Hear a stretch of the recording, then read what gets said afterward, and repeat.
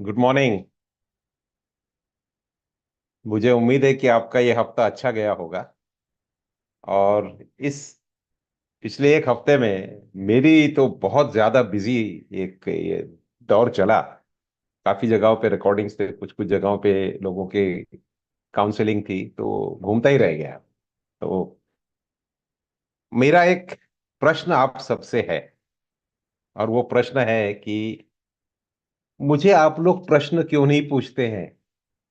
ये प्रश्न मेरा आपसे है। इसमें मैं काफी देर सोचता रहता हूँ कि लोग अक्सर प्रश्न क्यों नहीं पूछते हैं। तो इसके बारे में मैं सोच रहा था कि why do people don't ask questions. या तो वो हेजिटेट करते हैं, या तो फिर उनके मन में वो मंथन नहीं होता है। क्या कारण हो सकता है? तो सोचते सोचते मुझे ये समझ में आया कि जैसे मैंने कुछ हफ्तों पहले आपसे बताया था कि छोटे बच्चे को प्री फ्रंटल कॉर्टेक्स नहीं होता है। वो प्री फ्रंटल कॉर्टेक्स थोड़े समय के बाद डेवलप होता है। और ये प्री फ्रंटल कॉर्टेक्स है क्या? इसकी इंपॉर्टेंस ये होती है कि यह हमें कल्पना शक्ति देता है। ये हमसे जो दूसरे प्राणी हैं उनके पास में ये शक्ति नहीं है। ये प्री फ्रंटल कॉर्टेक्स उनके पास नहीं होता है। उसकी वजह से वो इमेजिन नहीं कर सकते, जो सामने देखते हैं उसी को इंटरप्रेट करते हैं। प्री फ्रंटल कॉर्टेक्स अमूमन पहले 1.5 साल बच्चों में नहीं होता है, 1.5 2 साल तक। उसके बाद में धीरे धीरे धीरे डेवलप होता है। आप देखेंगे कि शुरुआत में जो बच्चा होता है ना, जब वो थोड़ा बहुत देखने लगता है, सुनने लगता है, तो हर चीज को ऑब्जर्व करता रहता है। एक तरह से वो प्रश्न पूछता रहता है कि ये क्या है। जब बोलना सीख जाता है तो फिर पूछता है वो, ये क्या है, वो क्या है, ये क्या है। गाइडेंस लेता है, समझने की कोशिश करता है, क्योंकि उसको किसी भी चीज के बारे में नॉलेज नहीं होती। जब वो शुरू में, जब वो अपने होश संभालता है, तो प्रश्न पूछना उसके लिए एक डिफॉल्ट मैकेनिज्म हो जाता है। वो पूछता ही रहता है हमेशा। और प्रश्न पूछता है, उसके उत्तर उसके माँ बाप देते हैं या उसके भाई बहन देते हैं, ये ऐसा है, वह वैसा है। वो सीखता रहता है। वो एक स्टेज होती है जब वो इनपुट्स ले रहा होता है और बहुत ज्यादा क्यूरियस होता है। जिज्ञासा होती है उसके मन में कि मुझे ये देखना है, मुझे ये जानना है। कुछ समय के बाद जब उसका प्री फ्रंटल कॉर्टेक्स डेवलप होने लगता है और जब वो थोड़ा ज्यादा इमेजिनेशन में चला जाता है, तो बहुत सारी चीजों को सोच करके शायद वो प्रश्न पूछना कम कर देता है। और वो सोचता रहता है कि ये चीज है, मैंने पिछले बार जो देखा था, जो पूछा था, तो ये ऐसी ही दिख रही है। तो चार कोनी सी चीज है, इसके अंदर में मेरे को पिछली बार मिठाई मिली थी, तो ये डब्बा ही होगा। और वो उसके पास जाता है, उस डब्बे में हाथ डालता है, मुंह में डाल देते हैं वो चीज को। और उसको वो तीखा लगता है क्योंकि उसमें मिर्ची थी। चिल्लाने लगता है। तो पिछले बार की जो उसकी उसका जो अनुभव था कि डब्बा था, मम्मी ने बोला था इसमें मिठाई है, मैंने डब्बा खोला, उसमें मिठाई खाई, तो मीठा लगा था। लेकिन इस बार वैसे ही डब्बा है, लेकिन ये तीखा है।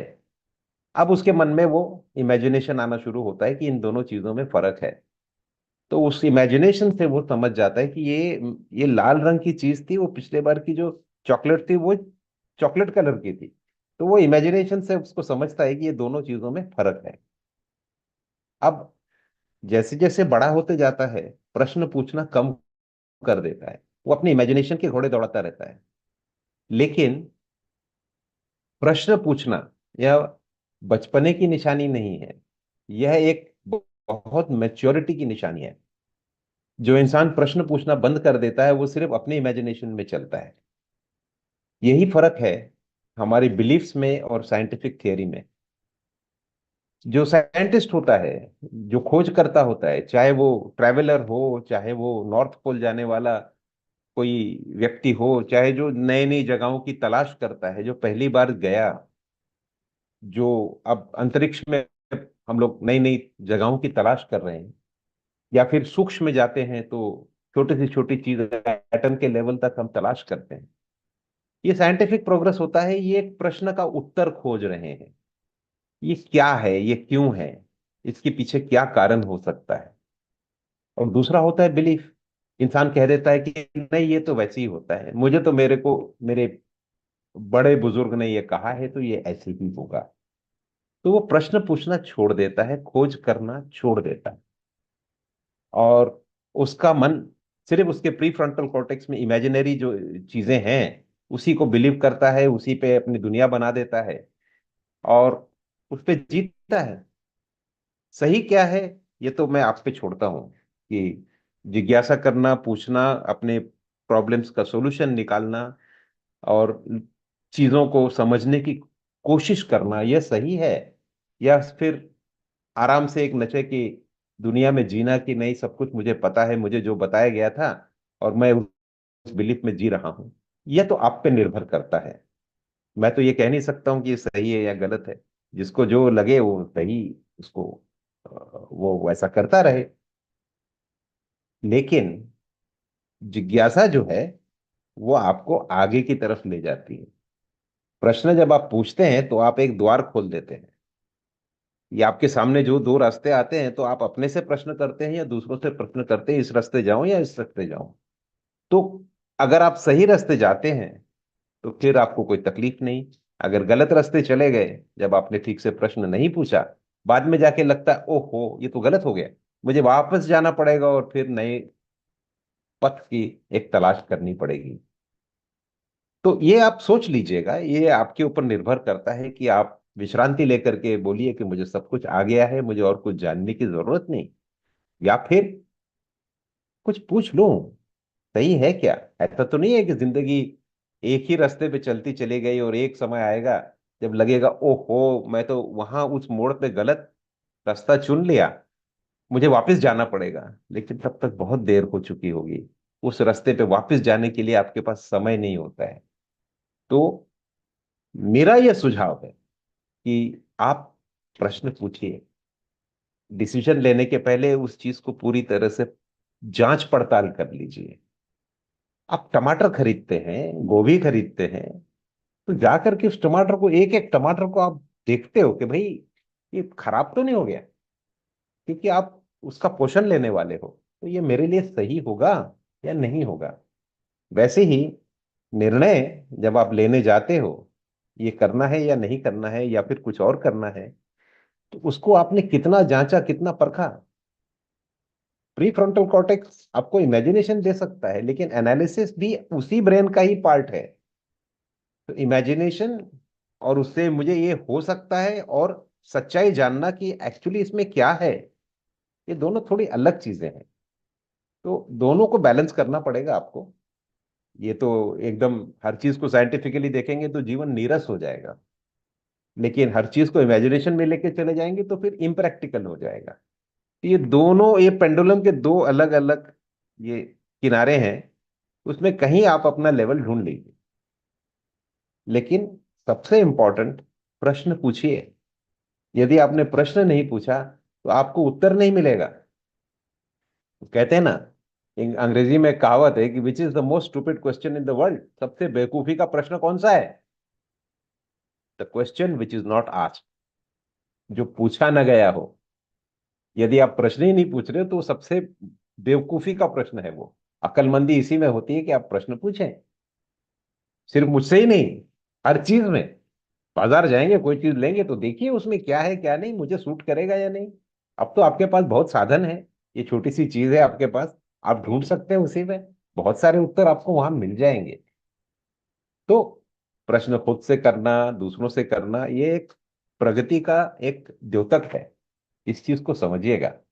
तो यह मुझे बहुत दिनों से ये क्वेश्चन मेरे मन में आ रहा था, तो मुझे लगा आपसे ये शेयर कर लूं। क्योंकि अमूमन मैंने देखा है कि जो लोग एक जगह स्थिर हो जाते हैं, जिसको हम हमेशा कहते हैं कि जड़ क्या है और चेतन क्या है। जड़ वो है, वो जो स्थूल है, जो स्थिर है, जो हिलता नहीं है, जो एक ही जगह पे अटक गया है। और चेतन वह है जो पहिए की तरह घूमता रहता है और आगे निकल जाता है। घड़ी बंद हो जाए तो उसका बैलेंस व्हील बंद हो जाता है, समय नहीं दिखा सकता। लेकिन जब तक वो चलता रहता है टिक टिक टिक टिक, तब तक आपको सही समय बताता रहता है। तो इसी तरह से आपकी जिंदगी में आपने कौन कौन सी चीजों को जड़ कर दिया है और कौन कौन सी चीजों चीजों को आप चेतन रखते हैं, ये आपके ऊपर निर्भर करता है। चीजों को चेतन रखिए। जीवन जीना है। अगर आपने कोई भी आपने जिंदगी के हिस्से को जड़ कर दिया है, तो वो हिस्सा धीरे धीरे मर जाएगा। आप देखिए, किसी भी अंग में अगर आपने ब्लड का सप्लाई बंद कर दिया, धीरे धीरे वो अंग कट के नीचे गिर जाता है, खराब हो जाता है। तो आपके विचार के पहलू में, आपके जिंदगी में, आप अपने आप को चेतन रखिए। चेतन रखना ही जिंदगी की निशानी है। आप तब तक जीवित हैं जब तक आपके अंदर चेतना है। तो चेतन बनने के लिए सबसे इंपॉर्टेंट होता है प्रश्न पूछिए, एज्यूम मत करिए।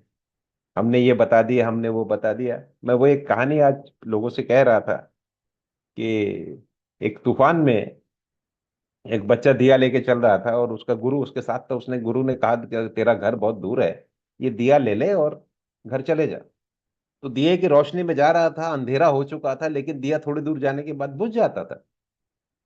तो फिर उसको जलाता था, फिर आगे जाता था। तो वो झुंझला गया, परेशान हो गया। उसने गुरु से कहा, गुरु साथ में चल रहे थे, ने कहा ये क्या है ये दिया, मैं 4 कदम चलता हूं तो ये बुझ जाता है और फिर जलाना पड़ता है। तो गुरुजी ने उससे कहा कि यही जिंदगी है। तुम्हें जो नॉलेज मिला है, तुम्हें जो ज्ञान प्राप्ति हुई है, बस तुम्हें वो 4 कदम तक ही काफी है, उसके आगे नहीं। इसलिए ज्ञान का जो प्रबोधन है, जो आपको सीखना है, ज्ञान प्राप्ति है, ये हमेशा कंटिन्यूस चलती रहनी चाहिए। क्योंकि जितना आपने सीखा है वो बस 4 कदम के लिए ही है। इसके बाद आपको नया दिया जलाना पड़ेगा।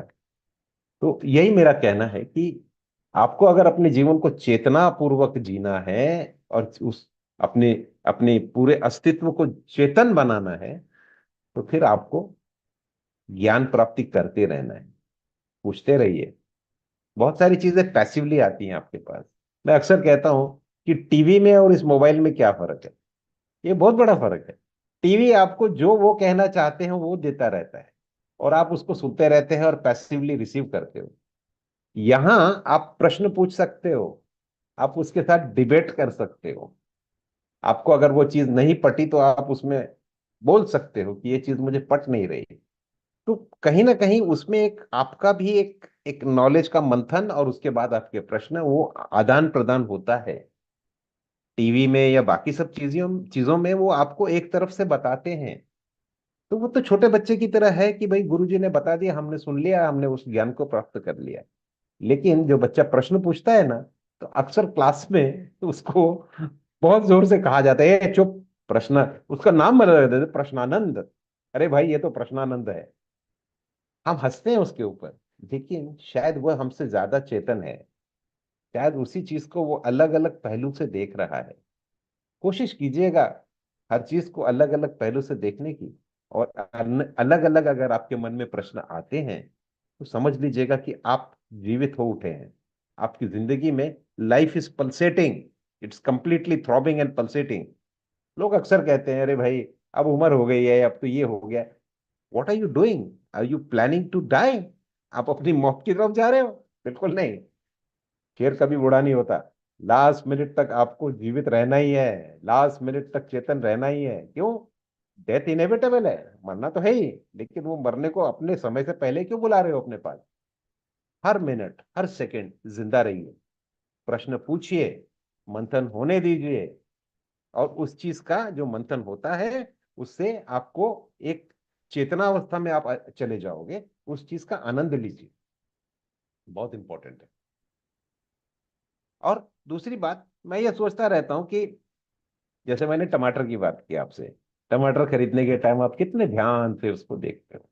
अक्सर हम जो चीजें हमारे पोषण की होती है ना, उसके ऊपर में बहुत ध्यान देते हैं। मैं कहता रहता हूँ कि आपका जो अचेतन मन है, यानी कि सबकॉन्शियस माइंड है, और चेतन मन है जो कॉन्शियस माइंड है, इसमें जो फर्क है, तो उसमें आप देखिएगा कि ये मास्टर स्लेव रिलेशनशिप है। जो कॉन्शियस माइंड है वो जो भी कहता है उसको सबकॉन्शियस बिल्कुल वैसे का वैसे, जिसको हम कहते हैं ना तंतोतंत, उसको मान्य कर लेता है। उसके बारे में वो प्रश्न नहीं करता है, और इमीडिएटली उसको ओबीडियंस में ले आता है। तो आप क्या सोच रहे हैं? जो आप सोच रहे हैं वो अंदर कमांड बन के जा रहा है। तो यदि आपने कुछ गलत चीज खा ली, शायद उसमें कुछ टॉक्सिक एलिमेंट होगा, शायद उसमें कुछ बैक्टीरियल इन्फेक्शन होगा, आप खा लेते हैं, तो रात को सबकॉन्शियस माइंड उसको बाहर फेंक देता है। आपका पेट तकलीफ होती है, आपको लगता है कि अब मैं क्या करूं, जी मचलाता है, और रात को उठ के आप सारा बाहर निकाल देते हो। निकालने के बाद आप कहते हो शांति हो गई भाई, अच्छा लग रहा है अब। पता नहीं अंदर बहुत तकलीफ हो रही थी, आपने कुछ गलत खा लिया था। आपने जब गलत खाया तो अंदर सिस्टम ने उसको पहचान लिया कि ये गलत है और उसको बाहर निकाल दिया। ये तो सबकॉन्शियस माइंड कर लेता है। लेकिन थॉट्स, जब आप थॉट्स लेते हैं, सबकॉन्शियस माइंड को कोई तरीका नहीं है जानने का कि ये सही है या गलत है। वो उसकी जजमेंट नहीं देता। खाने की जजमेंट ले लेता है कि ये टॉक्सिक है या नहीं है, वो फिजिकली पकड़ लेता है। लेकिन आपके जो भी थॉट्स हैं वो सही है या गलत है, यह जानने का सबकॉन्शियस माइंड के पास कोई तरीका नहीं है। वो बाहर नहीं निकाल सकता। तो पॉइजन अंदर चला गया तो फिर अंदर रह करके आपको डैमेज करेगा। तो इस चीज को समझ लीजिए, आपके थॉट्स जैसी भी हैं उसको तंतोतंत वैसे ही सबकॉन्शियस माइंड एक्सेप्ट करेगा। और जब वो एक्सेप्ट करेगा तो फिर उसका क्या परिणाम होगा, यह मैं तो नहीं बता सकता हूं, लेकिन बहुत नुकसान हो सकता है। जैसे एक सिंपल बात बताता हूं। मैं आपसे अगर बात कर रहा हूं तो आप मुझे देख रहे हैं, आप मेरी आंखों को देख रहे हैं, मेरा एक्सप्रेशन देख रहे हैं। और मैं मजाक कर रहा हूं या मैं सीरियस हूं वो आपको पता चलता है। टेलीफोन में भी बहुत हद तक बिना देखे भी अगर कोई बात कर रहा हो, आप उसकी इमोशनल स्टेट को समझ सकते हैं। तो यदि किसी बच्चे ने फोन किया अपने पिताजी को या अपने मित्र को, कहा कि आज दिन भर मेरा एग्जाम है लेकिन आज दिन भर मेरे से पढ़ाई नहीं हुई, मैं ना दिन भर यहाँ जा रहा था वहां जा रहा था, मुझे बहुत अच्छा लगता, मैं खेलने चला गया, तो 3 दिन से अभी मेरा मन बहुत कर रहा है कि मैं खेलने चला जाऊं। अब देखिए, उसके पिताजी कह देंगे, अरे फेल हो जाएगा। हम्म, अब देखिए वो डांट नहीं रहे लेकिन एक स्टर्न वार्निंग से कह रहे, ए ये सब मत कर, फेल हो जाएगा। दूसरा, उसका दोस्त, वाह गुरु, फेल हो जाओगे, मजाक में कहेगा उसको, फेल हो जाओगे। अब यही चीज अगर उसने मोबाइल में आपके व्हाट्सएप चैट पे लिखी कि मैं आजकल बहुत मस्ती कर रहा हूँ, मेरे को एग्जाम की कोई फिक्र नहीं है, ये नहीं है वो नहीं है, तो ये दोनों भी जब लिखेंगे फेल हो जाओगे, तो वो एक शब्द है इमोशनलेस। शब्द क्या आएगा, फेल हो जाओगे। अब उस किस इमोशन से व्यक्ति ने लिखा है, वो इमोशन उस मैसेज में नहीं गया। जिसने उसको पढ़ा, उसको जैसा समझना है वैसा समझ लेगा। सोचेगा मेरे पिताजी ने मजाक में कहा है फेल हो जाओगे, या फिर मुझे डांट के कहा है फेल हो जाओगे, या फिर फेल हो जाओगे। ये तीनों इमोशंस भेजने वाले के मन में थे या नहीं, लेकिन रिसीव करने वाले के इमोशन आ जाते हैं उसमें। और फिर वो कहता है यार मेरे दोस्त ने मेरे को बहुत बुरा कहा, उसने मेरे को शाप दे दिया, मैं फेल हो जाऊंगा, मैं इससे बात नहीं करूंगा। हो सकता है दोस्त ने फिर एक एक मजाक में लिखा था व्हाट्सएप मैसेज में, फेल हो जाओगे, हाँ यार तू फेल हो जाएगा। अब ये शाप नहीं है, ये मजाक है। लेकिन लेने वाले ने जब पढ़ा तो कहा इसने मुझे शाप दे दिया, मैं फेल हो जाऊंगा। आप समझ रहे हैं बात को? इसी तरह से जब आप कॉन्शियस माइंड से सोचते हो, मजाक में भी सोचते हो, सबकॉन्शियस माइंड के लिए वो एक रिटर्न टाइप मैसेज है जिसमें इमोशन कन्वे नहीं होता। उसको हर वाक्य को वो सीरियसली लेता है। It doesn't understand that you are joking, it doesn't understand that you are angry, it doesn't, वो इमोशन नीचे नहीं जाता है, सिर्फ वो मैसेज नीचे जाता है। इस चीज को अच्छी तरह से समझ लीजिए। तो आपके थॉट्स कैसे हैं, इस चीज को समझना बहुत जरूरी है। हमारे थॉट्स आते कहाँ से हैं? तो आप कुछ देखते हो, आपको एक एग्जांपल देता हूँ। रास्ते में आप जा रहे हैं, अचानक एक एक्सीडेंट हो गया। एक्सीडेंट हुआ, एक कुछ नीचे गिर गया और उसको चोट लग गई, साइकिल से गिर गया, गाड़ी ने धक्का मार दिया। आप जब उसको देखते हो तो सबसे पहले क्या फीलिंग आ सकती? एक तो करुणा की फीलिंग आएगी, अरे अरे यार लड़के को लग गई यार। लेकिन अगर उसको ज्यादा सीरियसली लगी और बेहोश पड़ा है तो आपके अंदर शायद फियर आ सकता है कि अरे कुछ हो तो नहीं क्या इससे, ये भी आ सकता है। तो करुणा, फियर, ये सारी चीजों का मिक्सचर होता है। जब आपके अंदर में कोई भी चीज आप देखते हो तो इमोशंस का एक मिक्सचर आपके अंदर आता है। आपने सिर्फ उस चीज को देखा या सुना, तो आपके अंदर क्या मिक्सचर आ रहा है, इट डिपेंड्स अ लॉट उस समय आपकी मनस्थिति कैसी है। यदि आप खुद विचलित हैं तो आप उस चीज को देख करके और ज्यादा घबराहट में चले जाओगे। क्योंकि आदमी जब कोई चीज देखता है, सबसे पहले उसका प्री फ्रंटल उसको खिंचा दिखाता है, ये मेरे साथ भी हो सकता है, this can happen to me also. तो या तो फियर में चला जाएगा, या तो फिर करुणा में चला जाएगा, या कुछ समय के बाद में एंगर में भी जा सकता है कि इस बच्चे को इसने किसने मारा, किसने इसके साइकिल को नीचे गिराया, कौन है वो गाड़ी वाला, यह भी हो सकता है। तो ये सारे रिएक्शंस हैं, ये आपके कॉन्शियस माइंड के रिएक्शंस हैं। अब ये रिएक्शंस जब आते हैं, बहुत सारा डिपेंड करता है कि आपका पहले का मनस्थिति क्या था, what was your background in which you were walking and seeing that. जिस क्षण आपने देखा उस समय आपकी मनस्थिति क्या थी, उस पर डिपेंड करता है। ठीक है। लेकिन आप देखिए, थोड़े समय के बाद में मंथन होकर के वो फियर, या वो फियर जो है बेसिकली, जो आपको ऐसा लगता है कि ये बहुत बुरा हुआ, वो एंगर की तरफ चला जाता है। और जो एंगर जो है, मैं हमेशा कहता हूँ anger is nothing but disguised fear. जब आपको एंगर आता है, उसका मतलब है आपके अंदर एक फियर है। वो फियर एंगर का रूप लेकर के सामने आता है। तो अंदर अगर आप खोजेंगे तो आपके अंदर में एक कोर लेवल पर एक फियर आपको जरूर नजर आएगा। उस फियर को टैकल करें।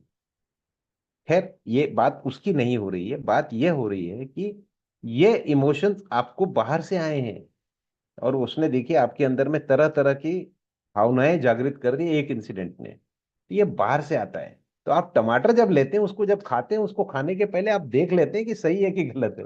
लेकिन ये थॉट्स जो है ना, जो इंसिडेंट्स आप देख रहे हैं, जो कुछ आपके अंदर जो ये पंच इंद्रियां जो नॉलेज दे रही हैं, इसके ऊपर में आपका बाहर से आने वाली चीज पे कंट्रोल नहीं है, बिकॉज वो हो रहा है। लेकिन वो जब आपके अंदर आता है, आप जब देखते हैं, सुनते हैं, फील करते हैं, तो फिर आपके अंदर जो रिएक्शन हो रहा है, उसको आप किस तरह से डील कर रहे हो, वो आपके हाथ। आपने इमीडिएटली उसको फियर पे ले लिया या एंगर पे ले लिया, तो फिर कहीं ना कहीं जाकर के वो आपको तकलीफ देगा। क्योंकि सबकॉन्शियस माइंड को वो पूरा का पूरा नीचे चला जाएगा, वो एंगर में बोले हुए शब्द आप बोलोगे अरे भाई गुस्से में बोल दिया था। सबकॉन्शियस को नहीं पता है, वो बिल्कुल हूबेहू जो भी आपने सोचा है उसको लेकर के it will treat it as a script which has been given to it, और वो उसके ऊपर में अमल करना शुरू कर देगा। इट में क्रिएट बहुत सारी बॉडीली रिएक्शंस हो जाती हैं। एंगर आता है तो आपका चेहरा लाल हो जाता है, ब्लड प्रेशर बढ़ा देता है, आपका हार्ट बीट बढ़ना शुरू हो जाता है। All sorts of things actually happen. आप देखिए। तो ये चीजें जो हैं, मैं ये नहीं कह रहा हूं कि आप अपने आप को पूरा कंट्रोल कर लीजिए, और ये वो तपश्चर्या वाली बात नहीं है। मैं अक्सर कहता हूं कि वी आर ऑल ह्यूमन। हर चीज परफेक्शन की तरफ ले जाने की कोशिश बहुत अच्छी है, लेकिन बहुत ज्यादा जबरदस्ती मत करिए, बट प्रयास यह करिए कि हर चीज को अभ्यास करिए। ये मुझे क्यों हुआ, डोंट ब्लेम योरसेल्फ। हुआ है, गलत हो गया है, कोई बात नहीं, होता है, वी आर ह्यूमन बीइंग्स।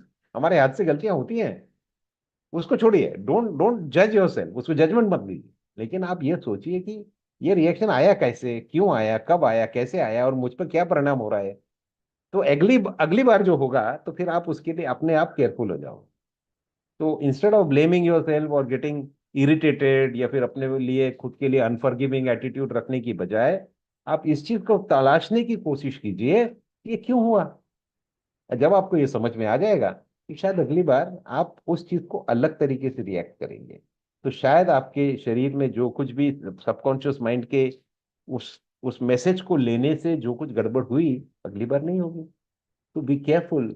टमाटर सिलेक्ट करने के टाइम जितने ध्यान से आप देखते हो, उतना ही आने वाले जितने भी इंफॉर्मेशन है उसको मंथन करते समय उसको भी ध्यान से देखिएगा। और वॉच योर इमोशंस। इस इंफॉर्मेशन से, इस न्यूज से मुझे खुशी हो रही है, मुझे उल्लास हो रहा है, मुझे दुख हो रहा है, मुझे चिंता हो रही है, मुझे क्या हो रहा है, डर लग रहा है। ये सारी चीजें हैं, उसको वॉच करिए। थोड़ा सा ध्यान रखेंगे, ऐसा नहीं है कि 24 घंटे देखते रहो, जीवन तो जीना ही है। बट बीच बीच में जब भी मौका मिले तो उसको देखने की कोशिश कीजिए। धीरे धीरे धीरे धीरे आप इंप्रूव होना शुरू हो जाओगे। अपने आप आपके अंदर इंप्रूवमेंट आएगी। तो जिस तरह से अच्छा स्वस्थ खाना खाने से आपके शरीर के अंदर में बहुत अच्छी इंप्रूवमेंट होती है, आप हेल्दी होते हो, उसी तरह से अच्छे थॉट्स, थॉट तो आएंगे ही, लेकिन मतलब इनपुट जो आता है उसके अंदर से जनरेट होने वाला, उसको आप सम्यक रखिए, उसको बैलेंस्ड रखिए। 100% कोई भी चीज नहीं हो सकती है, तो आप कोशिश कीजिए उसको बैलेंस करने की। नहीं तो आप बैठेंगे कि सारा टाइम मैं देख रहा हूं, मैं तपस्या कर रहा हूं, देख रहा हूं मेरा कौन सा थॉट आ रहा है, ये चीज मुझे क्या कर रही है क्या नहीं कर रही है। एक्सपेरिमेंट करने का काम साइंटिस्ट का है, आपका नहीं है, लेकिन आप थोड़ा ध्यान रखिए, बस इतना तो कर ही सकते हैं।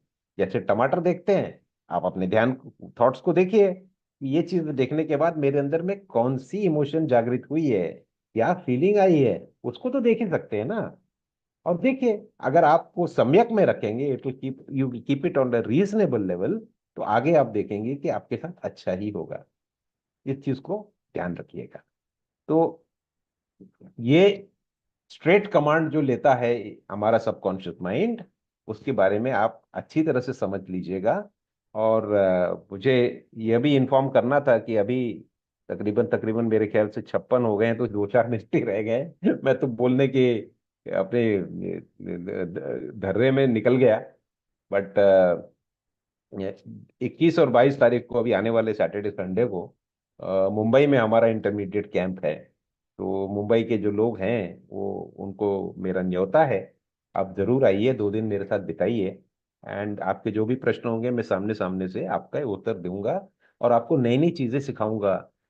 हमारे इंटरमीडिएट कैंप में what is the role of Krishna in your subconscious, what is the role of your memetic resonance, ये सारी चीजें हम बहुत समझा के बताते हैं। तो क्योंकि हर चीज वन वे ट्रैफिक से नहीं होती है, जब सामने बैठेंगे तो प्रश्न उत्तर होगा, तो उसका मजा ज्यादा आएगा।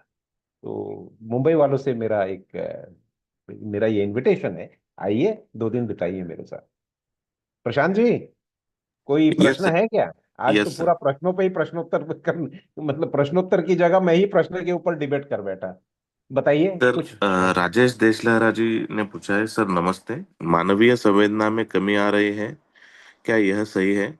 खासकर कोविड के बाद अपनों के विषय की संवेदना में कमी आई है। यह बात तो सही है राजेश जी कि संवेदनाएं कम हुई हैं। संवेदना मतलब क्या होता है? संवेदना मतलब कंपैशन, सामने वाले के साथ जो गुजर रही है उसके शूज में खड़े होकर के उस वेदना को फील करना। आप उस वेदना को उससे ले नहीं सकते हो, उसका दुख तो उसी को फेस करना है, लेकिन आप उसके दुख को महसूस कर सकते हो। उस पे दया नहीं करनी है आपने, आपने सिर्फ कंपैशन रखना है। लेकिन अब हम लोग इतने ज्यादा सेल्फ सेंटर्ड हो गए हैं, हम शायद फियर में चले गए हैं। आपने कोरोना की बात की, कोरोना के समय पूरे समाज में, पूरी दुनिया में फियर हो गया था। अपनी जान को इंसान प्रोटेक्ट करने के चक्कर में इंसान इंसान से दूर हो गया। मैं अक्सर देखता हूं, मेरे लिफ्ट के पास अभी भी लिखा, maintain social distancing. No sir, you are suppose to maintain physical distance. Virus physical distance से चलता है, सोशल डिस्टेंस तो मैं आपके करीब हूं। मैं तो आप इस वक्त आपके मन में हूं, आप मुझे देख रहे हैं, ये है वो सोशल डिस्टेंस।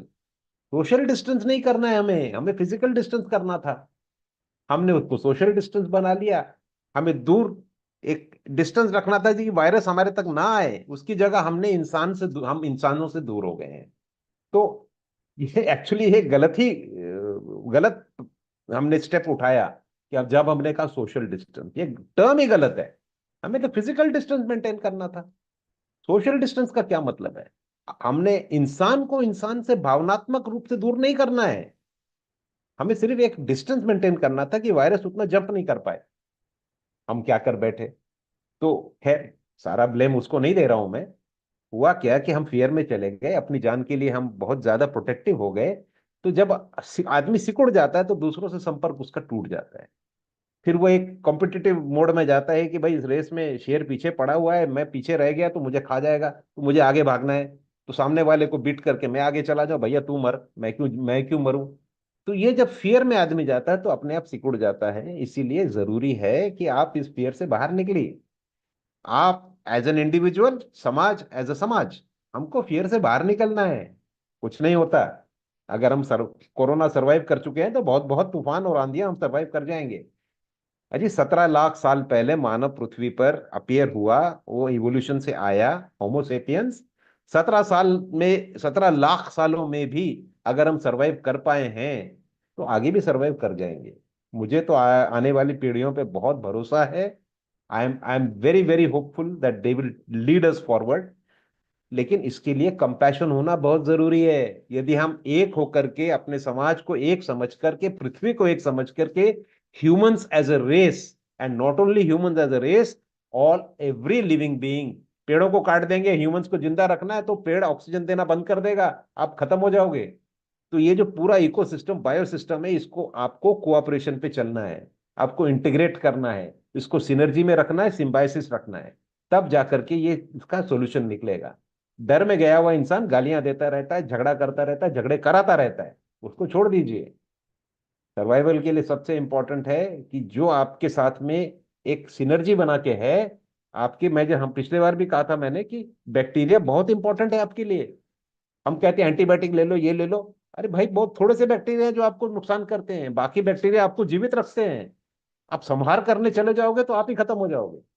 तो ये जो एंगर है, फियर है, ये पहले फियर से बाहर निकलना है। इसीलिए मैंने कहा प्रश्न पूछिए, आपको उत्तर मिलेंगे, आपका फियर चला जाएगा। That is the only solution. उम्मीद है राजेश जी आपको कुछ मार्ग मिला होगा इसमें से। और कोई प्रश्न है प्रशांत जी? डॉक्टर वैशाली यवतमाल से हैं, उन्होंने कहा है कि हम सिर्फ आपको सुनना चाहते हैं। ये ठीक नहीं है। मुझसे मुझसे सुनिए, बहुत अच्छी बात है। लेकिन मैं जो कह रहा हूं उसको तंतो तंत विश्वास मत करिए। मैं कह रहा हूं इसके लिए जरूरी नहीं है कि आप इस पे विश्वास रखेंगे। आप उस चीज को परखिए, उसको आप एक एक एक एक एक एक्सपेरिमेंटल माइक्रोस्कोप में देखिए, मैं सही कह रहा हूं या गलत कह रहा हूं। लॉजिक यूज करिए। अगर आपको पट गया बहुत अच्छी बात है, नहीं पटा तो मुझे जरूर पूछिए।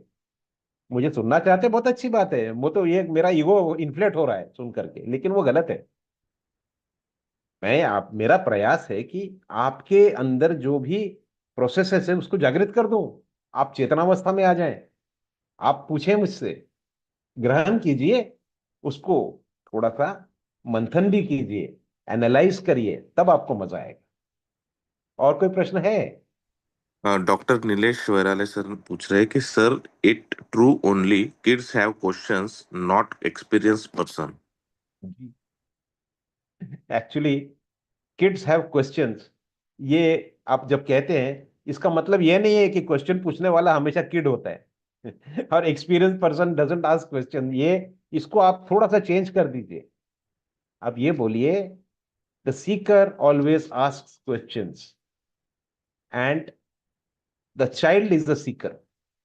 जब वो अपने आप को, हर इंसान सोचता है ना कि मुझे सब आ गया, तो फिर वो एक, there is an effect in psychology कि वो, उसको लगता है कि मुझे सब कुछ आ गया। क्रूगर इफेक्ट कहते हैं उसको, डैनिंग क्रूगर इफेक्ट, कि मुझे सब कुछ आ गया है। और उसी समय उसका उसका पतन शुरू हो जाता है। तो यस, किड्स आस्क क्वेश्चंस, ये फैक्ट है। People who are experienced, who they think they are experienced, they start asking lesser questions. But the fact remains that if you want to stay young, if you want to stay energetic and alive, you have to keep asking questions. Don't outsource them. हम लोग outsource कर देते हैं। Press reporters हैं, उनको बोल देते हैं भाई हमारे तरफ से आप ही क्वेश्चन पूछ लेना। हम उनको बोल देते हैं कि आप पूछ लो, किसी और को बोल देते हैं आप पूछ लेना प्रश्न। भाई वो पूछ लेगा, ये पूछ लेगा। आउटसोर्स मत करिए। आपके अंदर की जिज्ञासा, आपके अंदर की जो भी चेतना है, उसका इस्तेमाल कीजिए, एनालाइज कीजिए, प्रश्न पूछिए। और कुछ है? ये सर, यशवंत मेहता जी ने कहा है कि आपका टॉप न्यूज का पॉडकास्ट देखा, देखकर बहुत अच्छा लगा। धन्यवाद मैं, मेरा प्रयास यही रहता है कि ज्यादा से ज्यादा लोगों से तक पहुंचूं। और आप आपने समय दिया आधा घंटा आज मेरा को मुझे, तो अच्छा लगा मुझे। तो थैंक यू वेरी मच। और कोई प्रश्न है?